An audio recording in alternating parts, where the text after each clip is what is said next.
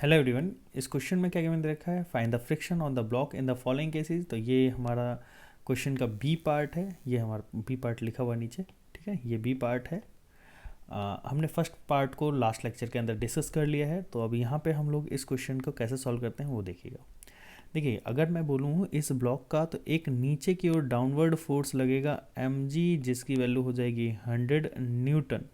इस 100 न्यूटन का एक कंपोनेंट हो जाएगा इस डायरेक्शन में और एक कंपोनेंट हो जाएगा इस डायरेक्शन में, ठीक है। अब देखिए, समझिएगा, ये 100 न्यूटन फोर्स, इसका 100 का एक कंपोनेंट इस डायरेक्शन में, that is equal to 100 sine 37 degree, और यहाँ पे 100 कॉस 37 डिग्री। तो 100 cos 37 4/5, 100 sine 37 3/5, that is equal to, यहाँ पे अगर मैं कट करूँगा तो यहाँ पे 60 न्यूटन बनेगा, और यहाँ पे अगर मैं कट करूँगा तो ये 18 न्यूटन बनेगा, ठीक है। तो ये वाला जो फोर्स है वो 80 न्यूटन आ गया, और ये वाला कंपोनेंट आ गया वो 60 न्यूटन आ गया। अब देखिए, एक नॉर्मल फोर्स इसके ऊपर इधर लग रहा होगा, क्लियर। नॉर्मल फोर्स की वैल्यू जो होगी वो नॉर्मल फोर्स की वैल्यू होगी वो होगी 80 न्यूटन, क्लियर। ये बात ध्यान रखिएगा, फिर उसके बाद हम बात करते हैं आगे।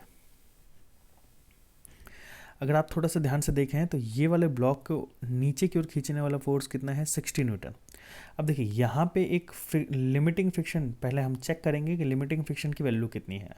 अगर लिमिटिंग फ्रिक्शन की वैल्यू इस 60 न्यूटन से कम होगी तो ये ब्लॉक नीचे की ओर मूव करेगा। अगर ये 60 न्यूटन से ज़्यादा हुई लिमिटिंग फ्रिक्शन की वैल्यू, तो ब्लॉक मूव नहीं करेगा, तो उस कंडीशन में स्टैटिक फ्रिक्शन लगेगा। तो पहले हम लिमिटिंग फ्रिक्शन की वैल्यू देखते हैं। तो एफ आर लिमिटिंग फ्रिक्शन, तो लिमिटिंग फ्रिक्शन की वैल्यू अगर आप ध्यान से देखें तो यहाँ पे म्यू इंटू एन बोलूँगा, म्यू इंटू एन। म्यू की वैल्यू है 0.8 और यहाँ पे 80 न्यूटन, तो ये कट जाएगा। और यहाँ पे अगर आप देखें तो 64 न्यूटन जो है वो लिमिटिंग फ्रिक्शन की वैल्यू आ रही है। तो लिमिटिंग फ्रिक्शन जो है that is greater than mg sine 37, that is the driving force. ये हमारा ड्राइविंग फोर्स है जो इसको मूव कराने की कोशिश कर रहा है।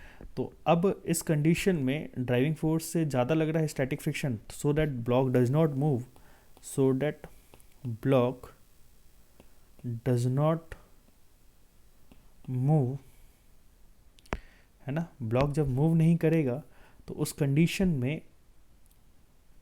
लगने वाला उस कंडीशन में लगने वाला जो फ्रिक्शन होगा that is static in nature, so that block does not move and friction acting on this block, friction acting on this block is static in nature,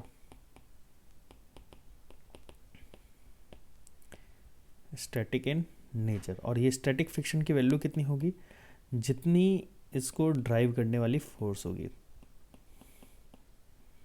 और इस स्टैटिक फ्रिक्शन की वैल्यू जो होगी वो ड्राइविंग फोर्स के बराबर होगी, और इसकी वैल्यू कितनी हो जाएगी, यहाँ पे मैं लिख देता हूँ, ड्राइविंग फोर्स के बराबर हो जाएगी, और that is equal to 60 newton. I hope आप लोगों को ये क्वेश्चन समझ में आया होगा। ऐसे ही वीडियो लेक्चर्स देखने के लिए हमारे चैनल को ज़रूर सब्सक्राइब करिएगा। Thanks for watching this video, और बेल आइकन को प्रेस करना मत भूलिएगा ताकि जो भी लेटेस्ट लेक्चर हो आप लोगों के पास सबसे पहले पहुँच सके। Thanks for watching this.